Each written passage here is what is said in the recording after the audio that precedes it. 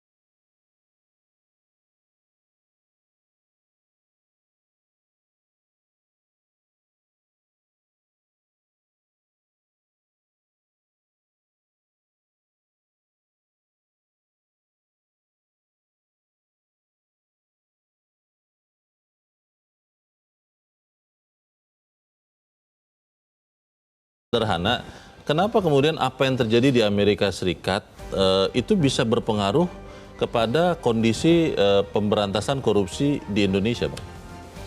Ya, sebetulnya sih kalau kita bicara jujur, kita kan sebetulnya tidak perlu pusing kan. Apapun yang terjadi di Negara Amerika, di negara lain dan sebagainya kan. Oke. Mau buat kebijakan apapun dia kan kita nggak ngurus. Dan kita memang sebenarnya jangan mencampuri urusan mereka kan. Betul. Nah, tetapi memang khusus mengenai soal suap menyuap, kalau ada perubahan ketentuan di negara lain, wah itu sangat berbahaya buat kita gitu. Karena moral daripada pejabat publik kita ini kan sangat lemah dan sangat rentan terhadap godaan suap. Bahkan kadang-kadang jangan menyalahkan mereka, pejabat kita juga jangan-jangan juga pingin digoda kan gitu kan. Minta duluan. Minta dulu digoda kan. Bisa juga. Kalau ini tidak diminta sudah datang.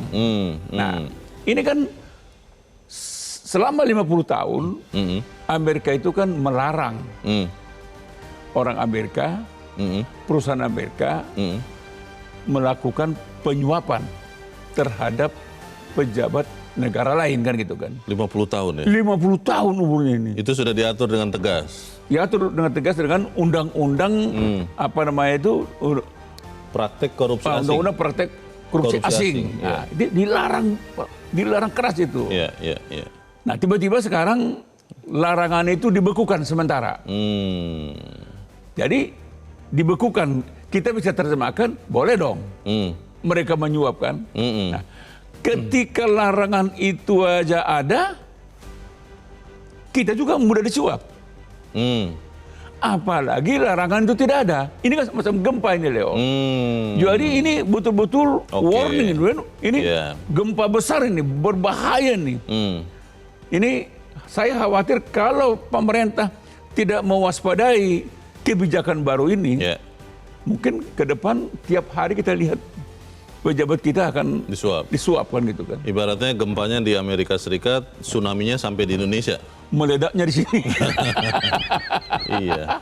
Bang, tapi kan pertanyaannya begini, Bang. Ada yang mengatakan begini, sekarang kan Indonesia sudah sedikit lah berhubungan bisnis dengan Amerika Serikat. Apakah ini akan berdampak signifikan? Toh perusahaan-perusahaan Amerika Serikat mungkin sudah tidak sebanyak dulu di Indonesia. Bagaimana, Bang? Kan bukan soal banyak dan tidak banyaknya. Sedikit, tapi kalau langsung meledak gimana? Kan itu kan bukan soal banyak tidak banyaknya. Dan sudah pernah terjadi ya? Dan sudah pernah terjadi. Pejabat di Indonesia disuap. Oke. Kan begitu kan. Baik, kita akan bahas itu, Bang Elman dan pemirsa. Inilah editorial Media Indonesia untuk hari ini, Selasa 18 Februari 2025, rayuan suap Pamentrap.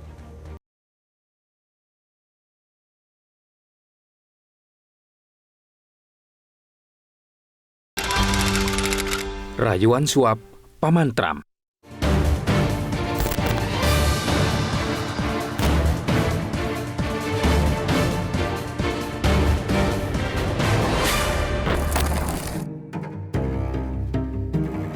Di tengah langkah yang tertatih-tatih, pemberantasan korupsi di Indonesia menghadapi tantangan besar yang dihadirkan Presiden Amerika Serikat Donald Trump.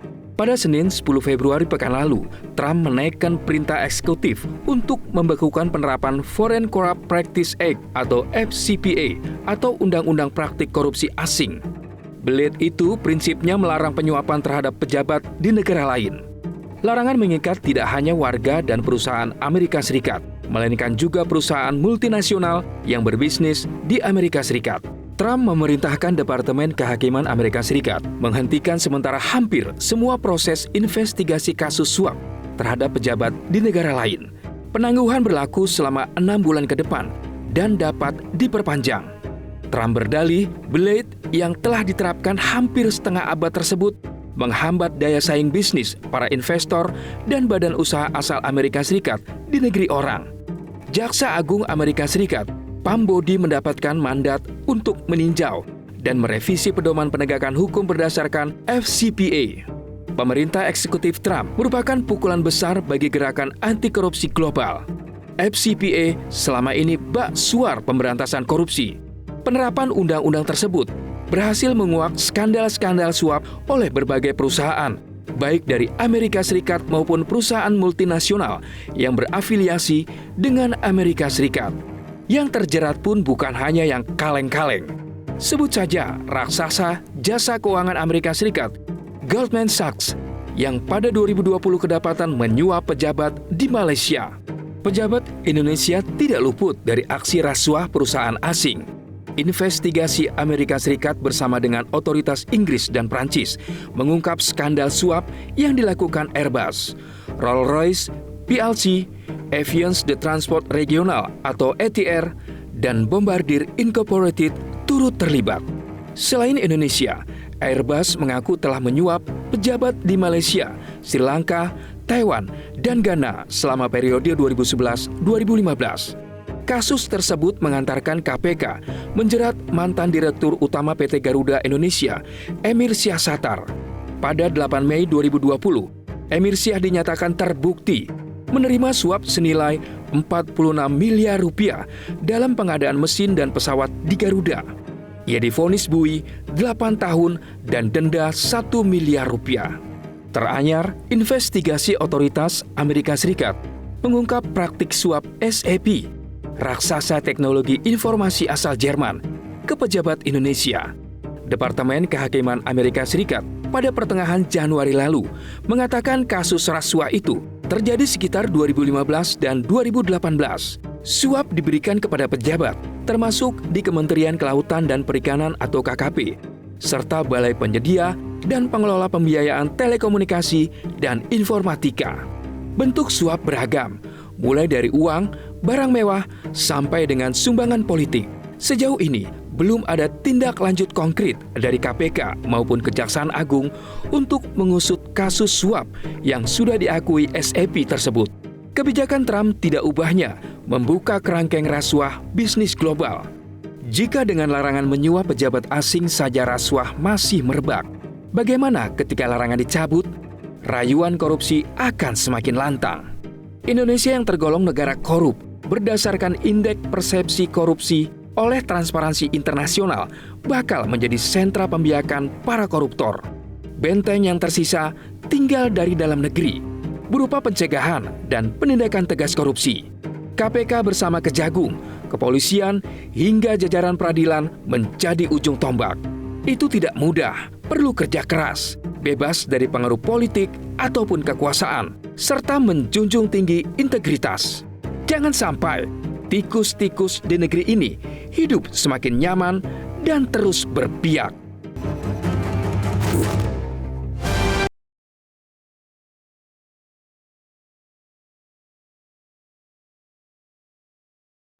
Di bagian berikut Anda bisa menyatakan pendapat Anda terkait editorial pagi ini. Pemirsa, untuk saat ini tetaplah bersama kami.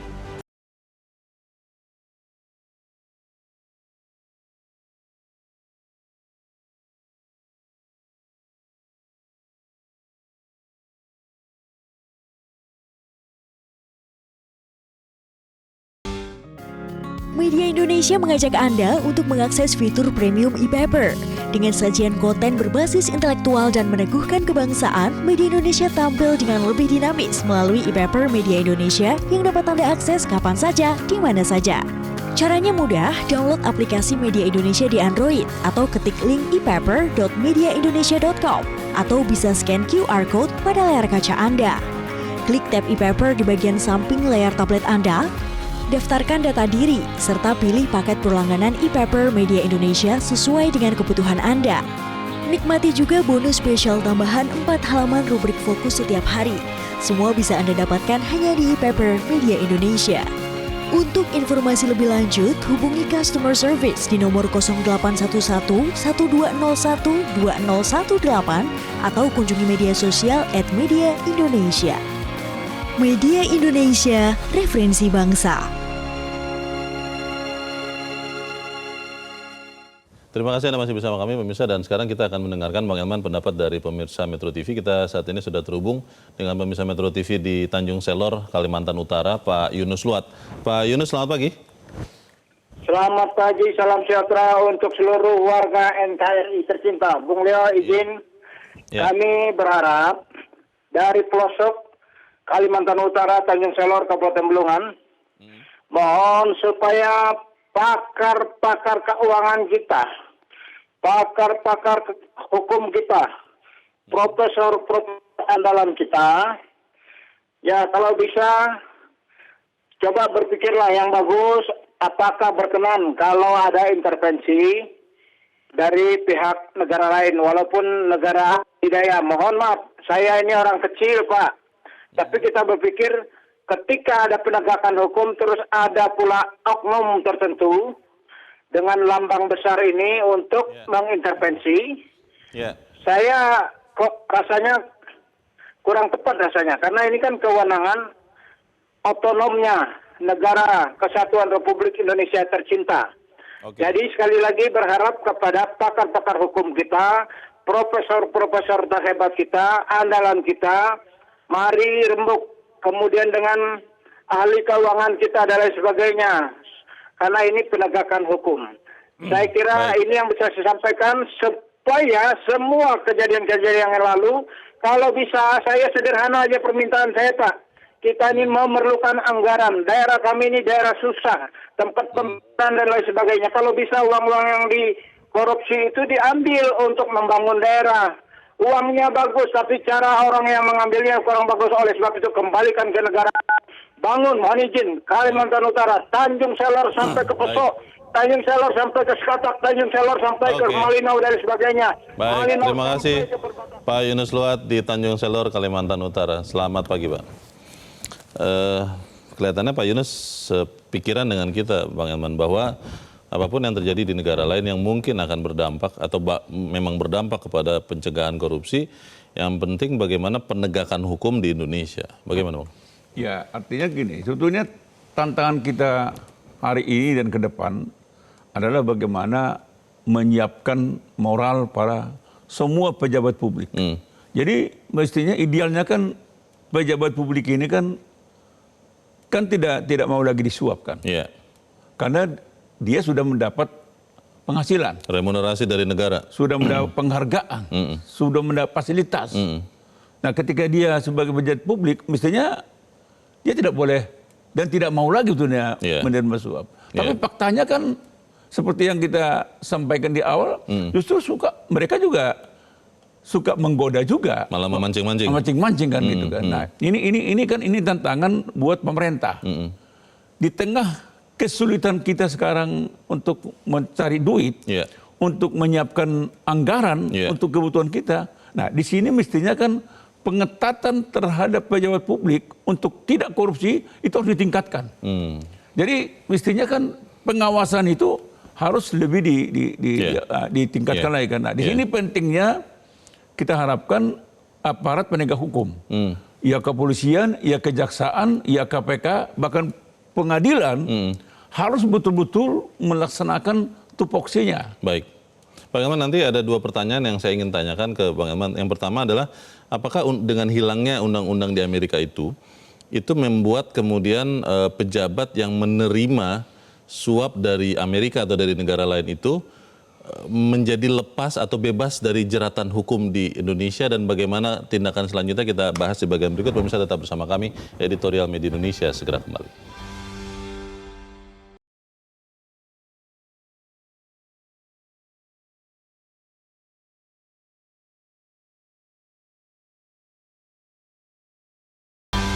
terima kasih Anda masih bersama kami. Kita di bagian akhir diskusi kita. Bang Elman, kalau undang-undang di Amerika itu hilang, apakah itu artinya kemudian kalau ada oknum pejabat di Indonesia terima suap dari perusahaan dari Amerika atau multinasional yang lain, menjadi bebas dari jeratan hukum, Bang?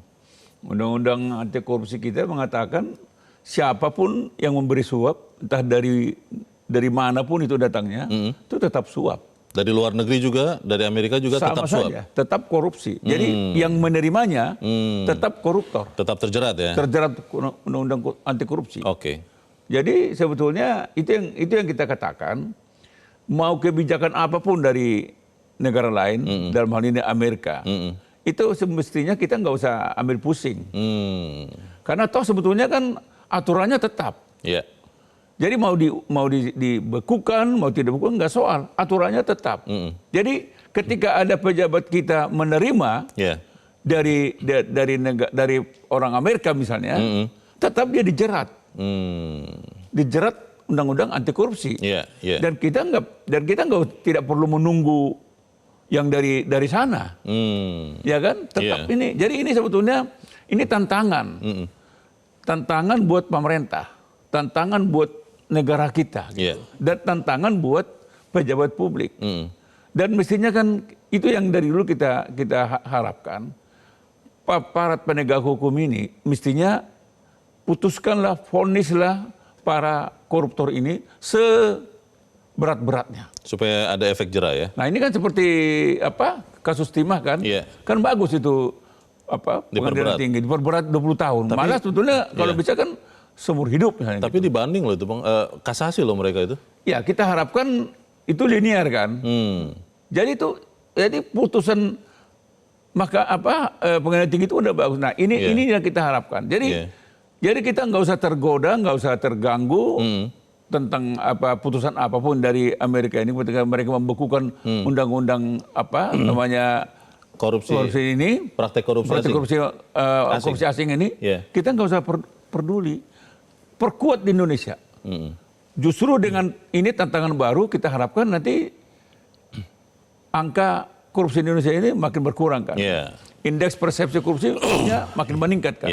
Itu harapan kita. Gitu. Dan juga jangan ini kemudian nanti ada oknum pejabat yang justru menggunakan alasan ini ya untuk kemudian bisa menerima suap itu Bang. Jangan sampai seperti itu. Jangan sampai mengatakan habis di sana sudah dibekukan, kita nggak tahan digoda katanya. Kalau nggak tahan digoda, jangan menjadi pejabat publik.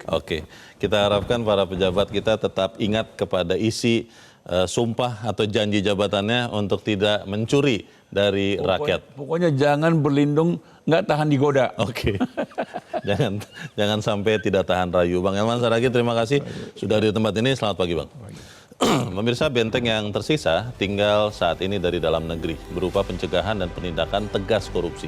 Perlu kerja keras, bebas dari pengaruh politik ataupun kekuasaan untuk menjunjung tinggi integritas. Jangan sampai tikus-tikus di negeri ini hidup semakin nyaman dan terus berkembang biak. Saya Leonard Samosir berterima kasih Anda sudah menyimak editorial Media Indonesia untuk pagi ini. Terus jaga kesehatan Anda, terus jaga nurani Anda. Selamat pagi, sampai jumpa.